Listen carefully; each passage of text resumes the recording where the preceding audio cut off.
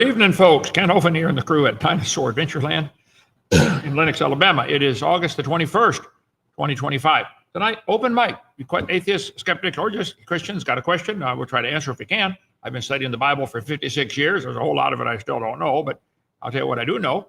And we're going to have open mic. Really, I know do know that evolution is the dumbest and most dangerous religion in the history of the world. Never been a dumber idea than to teach the kids you're related to a tomato and you all came from a rock, which came from a dot of nothing exploding out of nowhere. That's dumb. Joseph, is there a kinder word to say? Dumb, stupid, idiotic? If you want to believe that, fine, but don't call it science. You're polluting good science with your stupid religion of evolution. Call in, prove me wrong. Okay, a couple things. You had a question up there, Joseph. I wanted to start with that. I thought, here we go. Hang on, we're on a bunch of channels first. Let's see, on Facebook, on Rumble. Now, Brighton only has the archives of the videos about Ken Hovind is innocent, stuff like that. About my case where they put me in jail for no reason. Okay. Let's see. So go there if you want to watch all that stuff. We're on TikTok, our app, Ken Hovind TV, and Instagram and X and all them stuff. Sign up for all of them. They're free. We'll pay for it. And if they take us off of one, you get us on something else. Okay. Push one of them buttons and something. So like our channel, subscribe, all that kind of stuff. And if you want to support us, go to our 777 Club. Go to drdino.com. Say, I like what you're doing. I'm going to help support you. This crab, brother, this has been the guy donated the world's largest horseshoe crab up in Ohio. We took it apart in a bunch of pieces and brought it down. Josh, you've been working on it like hard. It was a great blessing to get the crab. And Ben, thank you so much. But what does that cost us so far to put it together, transport it here, fiberglass it, and now paint it? Probably 10,000. Yeah. So it's cool, but nothing like free. So it's going to be really cool when we get it done. Come see the Noah's Ark we're building. Boot camp's coming up here soon. If you want to come to that, we'd love to have you. Coming up next Friday, okay? Let's see, get our series on creation series. This one's by far the best seller. And $50 for 18-hour seminars on creation versus evolution. We believe the Bible is true. Evolution is dumb, real dumb, worse than dumb, dangerous. Get our series on what's going to happen. Okay, I want to go to slide number, let's see, 2. Enter. Oh, no, here. The peppered moth. Okay, first though, Joseph, what was that question you had? I thought that was an interesting one. And if you want to call in or send a question in, please do. I was wondering if you ever heard of or would consider covering the Bronze Age collapse in a scriptural perspective. As you know, it appears to have happened around the time of the Exodus. Okay, Todd, good question. Let me give you the Hovind perspective here. There's no such thing as a Bronze Age, okay? No such thing. The Bible teaches God made Adam about 6,000 years ago, and the people before the flood lived to be 900 years old. Adam came fully formed from the hand of God, a fully loaded computer. He could walk, talk, name the animals, and get married first day.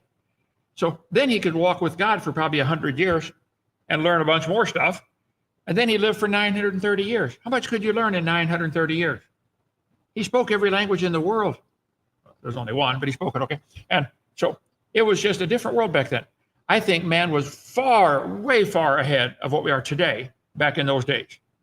They're finding all kinds of strange things about these giant megalithic structures. We couldn't build them today. You can't move a 70-ton stone 450 feet off the ground.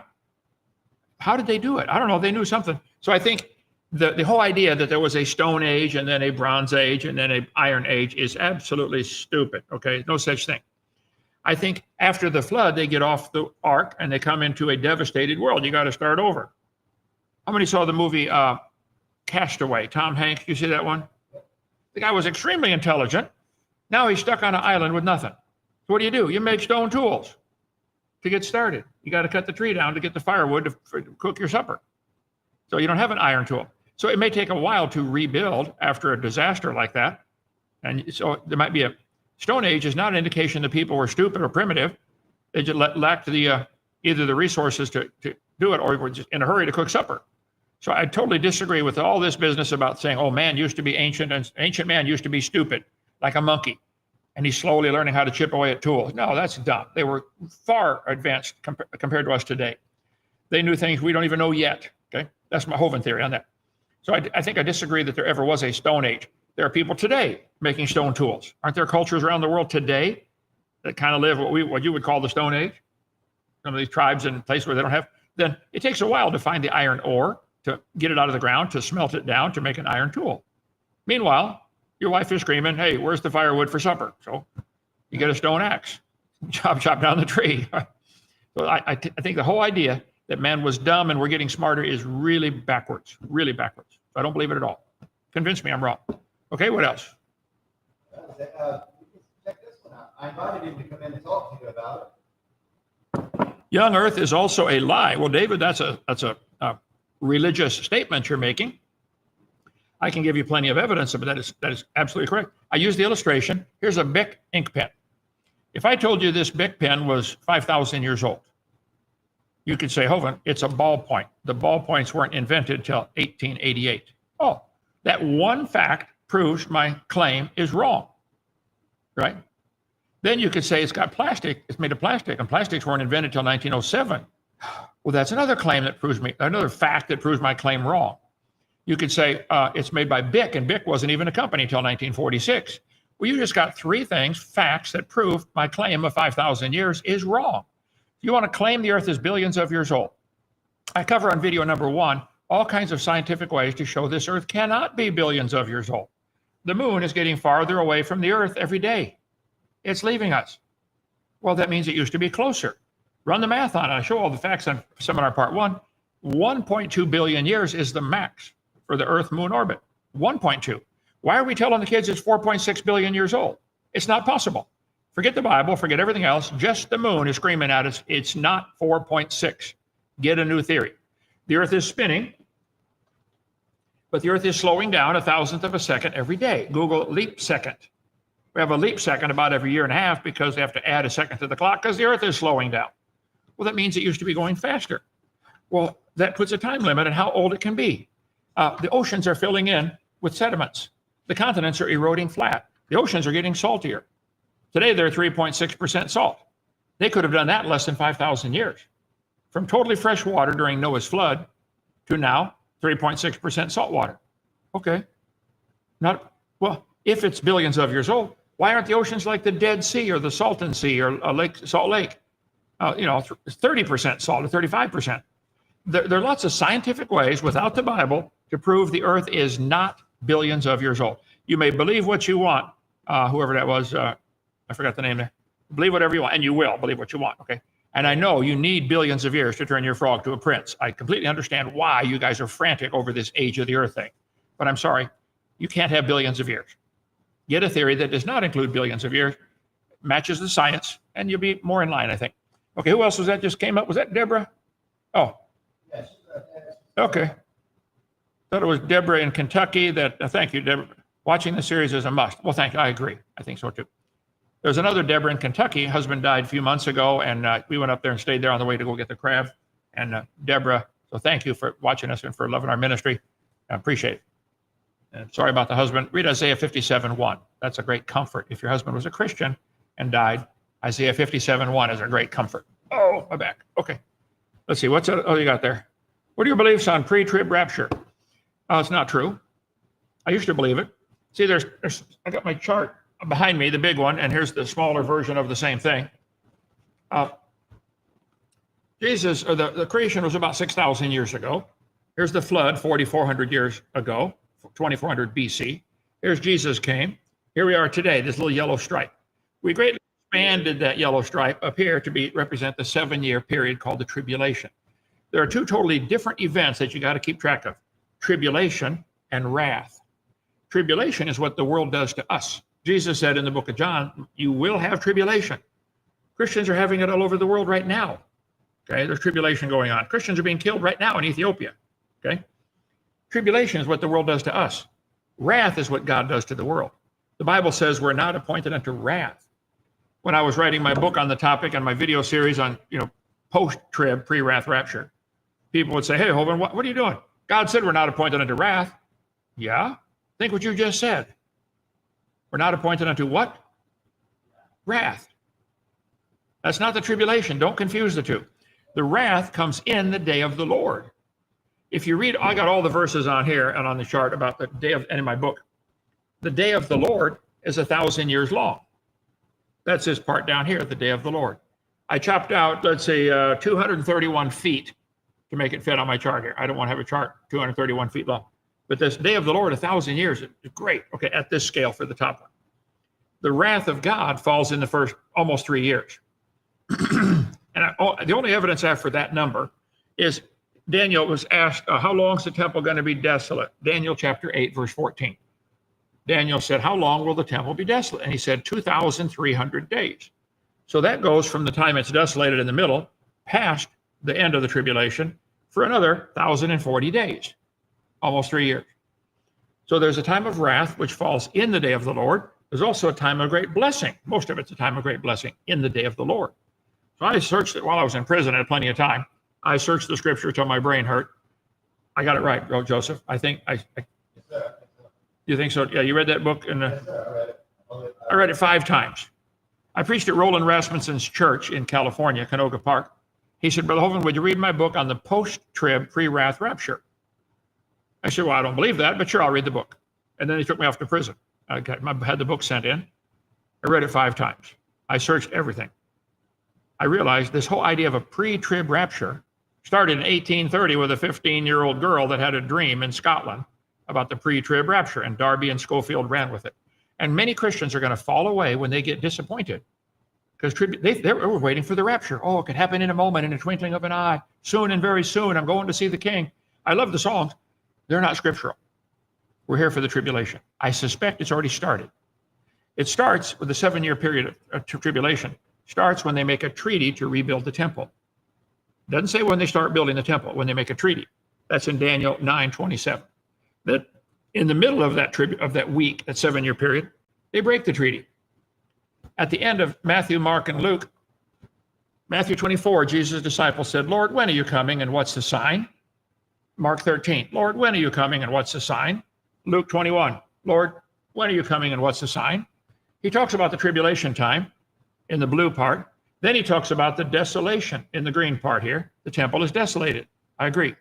Then he talks about more tribulation, the great tribulation. And then at the end of the passage, he says, guys, I'm coming back after the tribulation when the sun and the moon go dark. When are you coming? What's the sign? After the tribulation when the sun and the moon go dark. I don't know how I missed it for 40 years of my Christian life, but I got it now. Okay? Prove me wrong. We are not here for the wrath of God. We are here for the tribulation. Okay. Go ahead, brother. Next one. Creation's crybaby. Crybaby. Any mice? Yeah. Okay. Let me guess. We finally got him converted. No? Well, I'm studying Zen Buddhism. Does that count? Counts for something to somebody somewhere, but not to me. Okay. Kent, there's the creationist claim that there was human shoe prints found in a slab with trilobite fossils. Mm-hmm. And you've heard this claim, of course, right? I think many have been found, not just one, but go ahead. Okay. Well, the one in particular was found in 1968 in Utah. And the trouble with it is that the so-called sandal print is just a mechanical weathering feature called spalling. And it's well explained by erosion. And so, that's evidence given by creationists that humans lived with ancient creatures. And, the other one that's been debunked is the Paluxy. You can go ahead. Yeah, sure. One at a time. Okay. I don't think that's correct that it's been debunked, but if it is, that's only one, and that still doesn't prove the trilobites lived millions of years ago. You called it ancient creatures. Trilobites are very complex. If this is one of the first creatures to evolve, you got a problem because this thing wasn't is way one of the first creatures. Okay, when did trilobites live? In your religion of evolution, when did trilobites live? In the Cambrian, some 500 and so million years ago. But the first life appeared 4 billion years ago. Your claim is that in the Cambrian, the first life forms. Yeah, go ahead. Okay, in the Cambrian era, down here 400 million years ago, the trilobites. There they are, trilobites. This is the geologic column, the Bible for the atheist, right here. Okay, got to get this square. Okay, I think it's baloney. I think creatures would be sorted based upon where they live. Do these type of creatures with the hard shells that can roll up Do they live at the bottom of the ocean now? We just got the world's largest horseshoe crab donated to us. Yeah, I think they live in the ocean. Yeah, trilobites don't live anymore. They're extinct, but you're sure of that? How could you possibly know such a thing? You'd have to show me an example of a currently living, you might show me an isopod or something that lives nowadays, but it's not a trilobite. It doesn't have the same features, the same eyes, and complex eyes and that kind of really complex eyes. Yeah. Right. And if you want to believe, if you believe nobody designed the trilobite with its compound, I think they have 10,000 eyeballs altogether, a compound eye, lenses collecting light for the brain. If you think nobody made that, you're welcome to believe that, but don't call it science. That's a religious belief that something this complex can happen by chance. You can't possibly prove such a thing, can you? We have a good idea looking at currently living organisms of how the eye probably evolved. We have organisms now that just have light-sensitive cells, and that's their only form of sight. Now hold it. Right, but think about your logic here. You want to line up living organisms that have from simple to complex eyes, and therefore that proves how they evolved in history. That would fall apart in there. I could line up vehicles like unicycle, bicycle, tricycle, four-wheeler, six-wheeler. That is a potential path of evolution that we see. It's not. It's not for science. certain. Right. It's not science. Oh, it's an imagination. It's a belief. Looking at current organisms is science, and we can compare it with what's fossilized in the fossil record. I know that's getting off on another topic. Can I bring up, did you have anything more? So the trilobite was in place, and then there was a spalling feature on top that was then interpreted as a sandal print, even though there was no other sandal prints in a line from that point. So it was misinterpreted by creationists. I don't know that that's true, but even if it's true, it still doesn't have offer any help for evolution. You guys, you want to talk about if that's something being promoted and it's wrong. What about gill slits on the embryo being promoted now for 150 years after it was proven wrong? Are you at all concerned about that? Why are you just concerned about picking on creation and their evidence? We're not asking for ours to be taught in the school system. You guys want to demand that we all pay for your religion to be taught. I think you should be concerned about the faulty evidence you guys use. Well, I mean, we've addressed certain things like Piltdown Man and Nebraska Man were debunked by scientists, not by creationists. So we are addressing. So scientists are addressing those things. Yeah, go ahead. Think what you made a dichotomy between scientists and creationists. Are you saying a creationist cannot be a scientist and a scientist cannot be a creationist? Is that your stand? It depends on the study of science, I would say. So I wouldn't say that a creationist could be a paleontologist, for example, or a biologist or a geneticist. Now, they're not allowed to be. Are you the one that decides who? They could be, but they're starting with a faulty premise based on the Bible. So they're already starting with their conclusion and working backwards. You are starting with a faulty premise. You're starting with the premise that life can start from non-living material and animals can produce something other than their own kind as offspring. But the theory of evolution started as a bottom-up collecting of evidence, observations, testing to build a hypothesis and a theory. It wasn't starting with a conclusion like you have from the Bible and then trying to fit evidence to it. Does that make sense? Was indeed. You've already started with the idea there is no God designing all this. The earth is billions of years old. Life can start from non-living material. Matter can come from nothing. You've already started with all kinds of premises. And you believe by faith that animals can somehow produce something other than their kind. A bacteria, slowly over billions of generations, where nobody could see it, way in the past, turned into a whale. I think there's quite a few differences between a bacteria and a whale. Why would you call that science? Do you believe this chart should be in our public school textbooks? It is, by the way. You think, get on the other side, I'm breaking my neck here. Do you think this is legitimate science? That chart is highly simplistic. So I would say teach kids the truth and show them the actual phylogenetic trees that have been prepared. Okay. The real phylogenetic tree would say that's a cartoon. That's a cartoon you're showing there so that people can easily understand it. There are about 20 different kinds of whales. I think we might be able to trace them back to a common ancestor called a whale. why would you have a line from a whale over to a turtle and let's see, a kangaroo and a ladybug? Well, we know the fossil ancestors of whales were more land dwelling and possibly freshwater dwelling, like Pakicetus. And we know genetically that the whales are related most closely to the hippo. One at a time now. You don't know any such thing.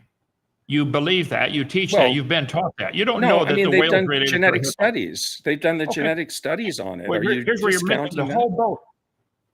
Let's say a whale and a hippo have 92% similarity in their genetic structure. In your mind, that's proof they're related. In my mind, that's proof they got the same designer. God wrote the code. That's one piece of evidence. That's one piece of evidence. But see, you guys get a whole bunch of these faulty pieces of evidence and think you've got a case when every piece of evidence falls apart under inspection. You don't know that a whale and a hippo are related. I mean, maybe they both have. I called about the the trilobites with the sandal prints and also the Paluxy tracks that creationists put forward. Quite a few human and dinosaur footprints. But listen, we don't. They're not human footprints, though. They're metatarsal dinosaur prints where, the only surviving part of the print is, it might look like a footprint, but there's other features in that same formation that show that they're not human footprints. They're not even shaped like footprints. So, well, listen, ICR and AIG don't accept those lines of evidence. Well, that's a good thing I don't work for them. Because I do. I've been there. I've seen them. They're legitimate. And I appreciate your zeal to defend your religion. There's no question. It's like arguing with a Muslim. They have great zeal to defend their religion, okay? Doesn't mean they're right. They're just zealous, that's all. And you are. We don't need to find human and dinosaur footprints I put together a pretty good argument, though, you have to admit. Yeah. Well, what if some dinosaurs are still alive?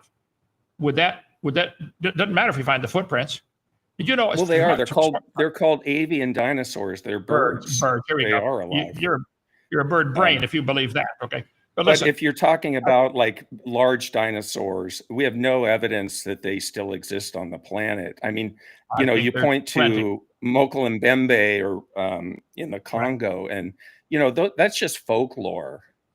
There's no evidence that that's an actual organism. It's just somebody made up a mythological creature, like every culture has made up mythological creatures. This is folklore right here.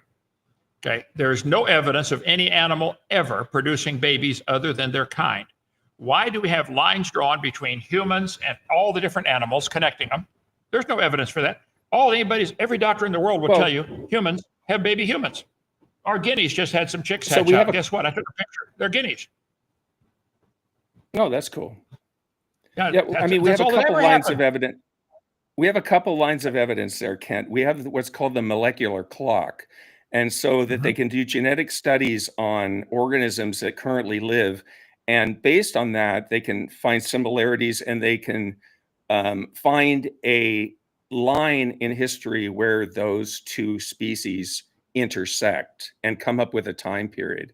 And it's amazing how close that time period matches the fossil record in radiometric dating. It's really close match. Now we got 4 different subjects on the table here, okay? Okay, we'll talk about whatever you want to talk about. Go ahead. Well, the radiometric dating, I think, is it's obvious it's based on several assumptions, which I've gone over 100 times here. If you wish to believe in that, that's true. What about all the evidences I gave that the Earth cannot be billions of years old? The moon is leaving. The Earth is slowing down. The oceans are getting saltier. The mountains are eroding into the sea. The deltas the biggest delta in the world, at the rate the river's bringing mud out, could have formed in less than 5,000 years. Why isn't the ocean full of mud? Why isn't Niagara Falls eroded clear back to the Atlantic Ocean by now? I go through all this on video number 1. Why don't you guys address that? I know you and I have talked about each. You and I have talked about each of those topics in some detail in the past. You have your own YouTube channel? Yes. Well, good. Joseph knows about it, so you can ask Joseph about it. But I've posted those on my channel, our discussions. But thanks for the discussion today, and I appreciate your time. All right, thank you. Appreciate it. And Joseph, anybody else there, Joseph? Not in the studio. Okay, questions? Yeah, we got some questions. Raw Matt. Imagine If we showed kids all the phylogenetic trees, they literally all contradict one another. Ha ha ha. True. You want to arrange them by how they're found as a fossil? Look, I've said it 1,000 times. No fossil would count as evidence for evolution. When you find a fossil trilobite, all you could really prove is it died. You cannot prove this one had any kids at all. You certainly couldn't prove it had different kids. No animal today can produce kids other than their own kind. Why do you think a fossil from the dirt could do it? They want to give magical powers to something they don't have no evidence that this one had any kids that lived or that were different. We don't see any animal today producing offspring other than their same kind. So if you wish to believe that, you can believe what you want, but quit calling it science. It's a religion. It's hot with these headphones on. I don't need them when there's nobody on the fan. There. Okay, a couple of more. The Bible talks about putting children through the fire, sacrifice to Molech. Is this connected with Planned Parenthood and abortion? I think so. I think abortion is absolutely evil. I think it's wrong. I think it's murder, plain and simple. Now, I've one debating with somebody a long time ago. I said, do you think a woman should have abortion rights right up until the day it's born? Oh, yeah. So she should be allowed to abort her baby 5 minutes before it's born. Oh, yeah. What about 5 minutes after it's born? What changed? The trip down the birth canal is going to... Is it okay to abort it 5 months after it's born? How about 18 years after it's born? I bet kids would behave a lot better. Mom or dad could say, son, one more time, I'm going to abort you. Huh? Why not? Why don't we abort the father once in a while? Or abort the mother and adopt out the baby? Or let's abort the doctor who's doing the surgery. Yeah. The whole thing is insane when you stop and think, yes, it very much goes back to the sacrificing your children to the god Molech and all that kind of stuff. Baal worship. I think it's evil. Okay, let's see. I've heard of people talking about using glands to self-heal, having to be friends with cats to detect evil. I have heard of some of this stuff also. I don't know how to prove it or disprove it, but there are certainly some animal instincts that are pretty amazing. They know things that, like detecting earthquakes. What's the animal that when they can tell an earthquake coming and they'll, which one? Elephants. Yeah. That's a cool study. You go for it. I got all I can handle with what I'm doing now. I don't have time to start anything else. What about the self-healing part of that? Self-healing. I think God gave the body the ability to heal just about everything if you give it the right tools. Like for years, sailors died of scurvy. The British Navy lost 1 million sailors who died of scurvy in, I think, 1700s. They found out, too late for those million, that it was a lack of vitamin C, ascorbic acid, because they couldn't keep fruit fresh out at sea for months. So they started bringing limes on board because they will keep longer, and they called them the limeys. They still didn't know it was vitamin C, but they knew the lime stopped you getting scurvy. I think many, maybe most, maybe even all diseases can be prevented or cured with a vitamin or mineral of some kind. Your body needs the tools to work with. You give it the tools, it can fix itself usually. God said to Adam in the garden, eat the fruit, the vegetables, and the seeds. That's one big component we're missing. Go to Patrick Urish. Can you put up his website? Patrick Urish, Yurish, Urish.ihp, something. He's up in Pennsylvania. He's one of our board members. He's a genius on health and nutrition. He took over Bill Sardi's ministry. Bill Sardi was a friend of mine for 20 years. He was a board member for years here. So go to Patrick Urish. Any questions on health or nutrition, he probably would have the answer. It certainly can't hurt to try vitamins and minerals to fix a problem, can it? Hello? It's worth a try. I mean, if your engine is knocking and you take it to the mechanic and he says, wow, you got a problem here. Here, put these headphones on. You won't hear it. Excuse me. I don't want to fix the noise. I want to fix the cause of the noise. You can say, Doc, I got a headache. Here, take this aspirin. What'll it do? It'll take away the headache. Yeah, but what's causing the headache? We don't know, but we can stop the noise. I'm a little skeptical of the route modern medicine has taken with all, have a pain, take a pill. I think God gave the body the ability to naturally heal just about everything. Okay? Thank you. Questions? The honey-do list are what kept man in the Stone Age. Woman never gave us any time to make the right tools. We just kept using a club and a rock for thousands of years. Could be. Okay. Honey-do list.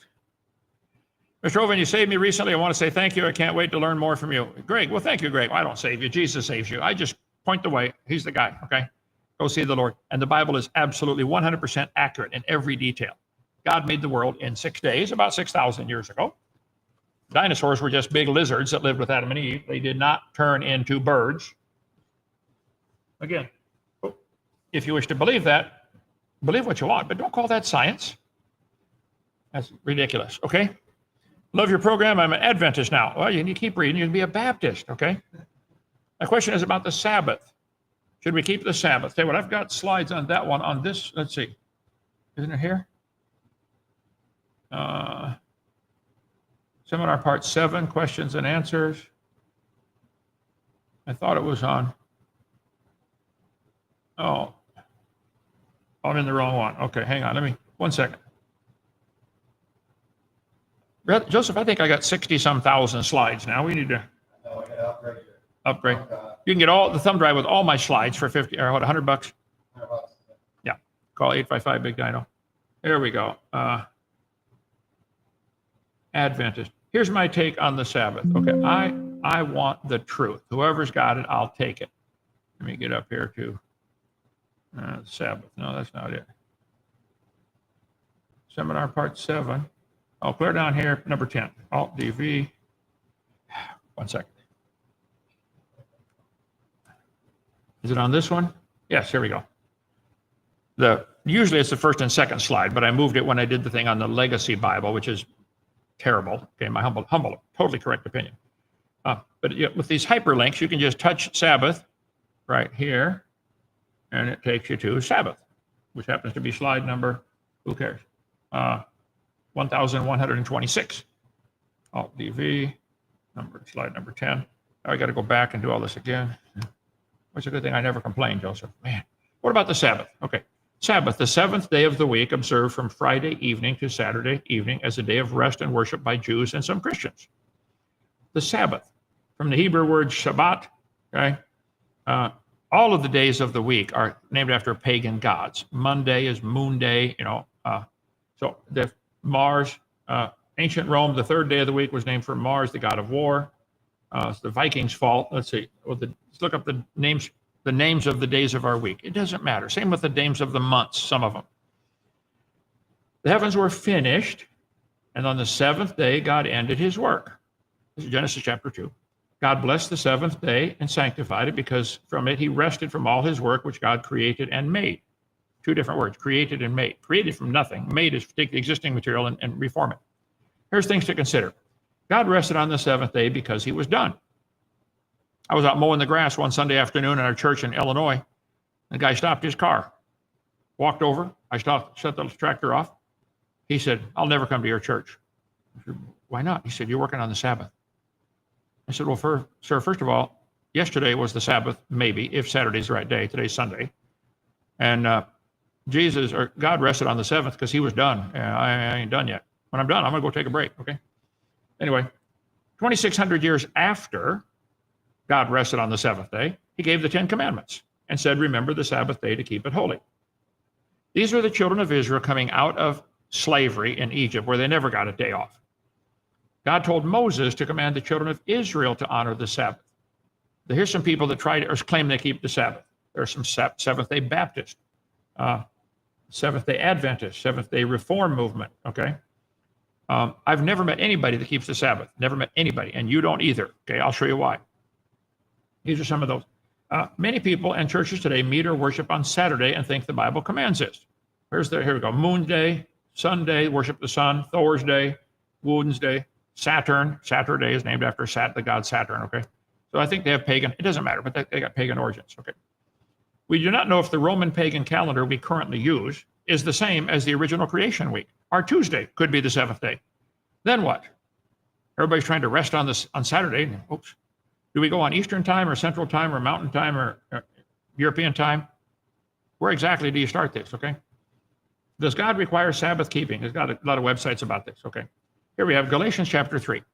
The law was our schoolmaster to bring us to Christ. We're no longer under a schoolmaster. The law was given to bring people to Christ, but not to keep us in Christ, okay? He said in Nehemiah chapter 9, "You came down upon Mount Sinai and made known unto them the holy Sabbath."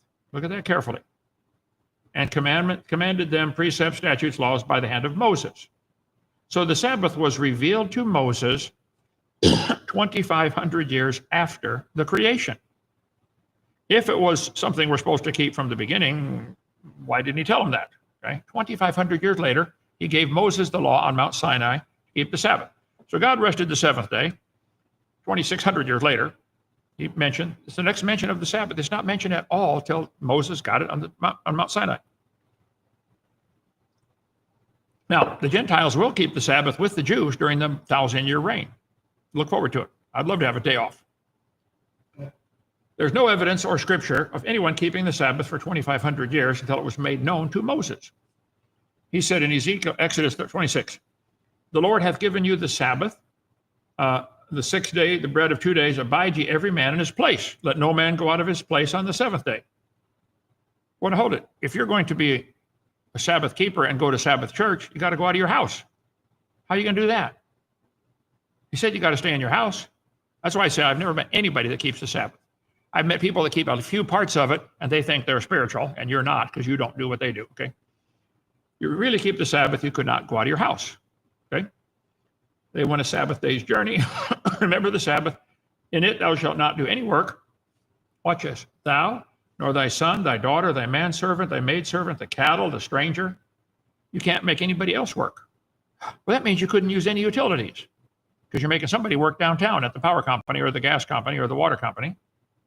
Not only can you not work, you can't go out of your house, and you can't make anybody else work. Don't use any utilities, okay? So that's going to, I think, cramp their style a little bit. He rested the 7th, and the Lord blessed the Sabbath day and hallowed it. Everyone that defiles the Sabbath shall be put to death. Ooh, are they doing that? You really want to keep the Sabbath? You got to kill everybody who doesn't. Okay, breaking the Sabbath was a death penalty. You shall kindle no fire on the Sabbath day. Well, you couldn't cook, couldn't have hot water, couldn't have a furnace, couldn't have any internal combustion engines. Turn the key, start the car, you're kindling a fire. That's why I say I've never met anybody that keeps it. Okay, nobody. Don't start any internal combustion engine or gas heater. Children of Israel, God said, speak to the children of Israel. It's a sign between me and you.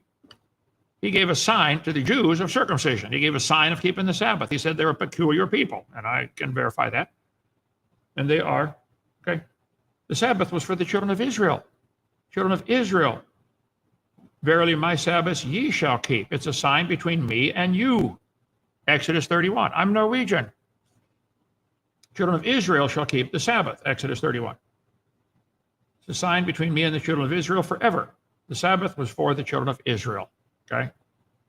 He said, speak to the elders of Israel. I gave them my Sabbaths to be a sign between me and them, that they might know that I'm the Lord and sanctify them and hallow my Sabbaths. They shall be a sign between me and you.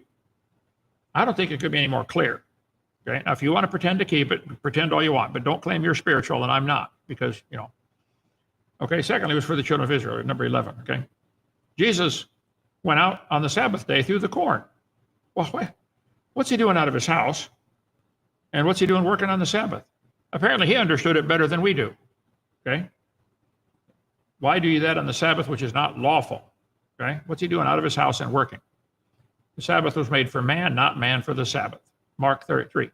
Is it lawful to do good on the Sabbath day, to save life, to kill? Anyway, read Mark chapter 3 and Mark chapter 2, 23. He went outside on the hill. There's no mention of the Sabbath for 4,500 years. There's no mention of it being a day of worship. It was a day of rest, okay? Not a day of worship. The only mention of Sabbath being a day of worship is when we celebrate it with the Jews and all of the Christians in the millennium, okay? It shall come to pass, from one Sabbath to another, all flesh shall worship before me, saith the Lord, Isaiah.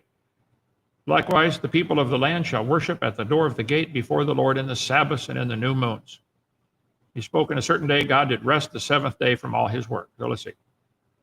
If there's one commandment, he gave in Romans chapter 10, love one another. Let's see, thou shalt not commit adultery, thou shalt not kill, thou shalt not steal, thou shalt not bear false witness, thou shalt not covet. Where's the Sabbath? He left that one out, didn't he? If there be any other commandment, it's briefly commanded in this, love thy neighbor as thyself. He only listed 5. Oh, strange. What good thing shall I do to have eternal life? The rich man said, rich young ruler. If you want to enter into life, keep the commandments. He said, which ones? Jesus said, do no murder, don't commit adultery, don't steal, don't bear false witness, honor thy father and mother, love thy neighbor as thyself. What happened to the Sabbath? Young man said, all these have I kept. I doubt that, but let's assume he did, okay? Jesus said, okay, give away all your money. I ain't gonna do that. Here we have John chapter 20, after the crucifixion. The same day at evening, being the first day of the week, when the doors were shut, the disciples were assembled for fear of the Jews. So the disciples began meeting on the first day of the week. On the first day of the week, the disciples came together to break bread. And Paul preached unto them his long speech, okay? On the first day of the week, you bring your tithe, your offering to the Lord. Lay up in store as God has prospered you, 1 Corinthians. The first day of the week. First day of the week, first day of the week, first day of the week. The church began meeting on the first day of the week to commemorate the resurrection. It has nothing to do with the Sabbath.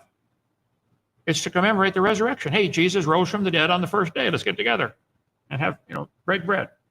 On the first day of the week, lay by in store what God prospered you. So the New Testament church met on Sunday to remember the resurrection. It has nothing to do with the Sabbath. But let no man judge you in meat or drink or Sabbath days, Colossians 2. And I know people all the time. We had some here, Joseph, that used to work here. Yep. They wanted to have Saturdays their day off. Why? Why try to keep the Sabbath? No, you don't. You go out of your house. You start your car. You use hot water. Anyway, pretend.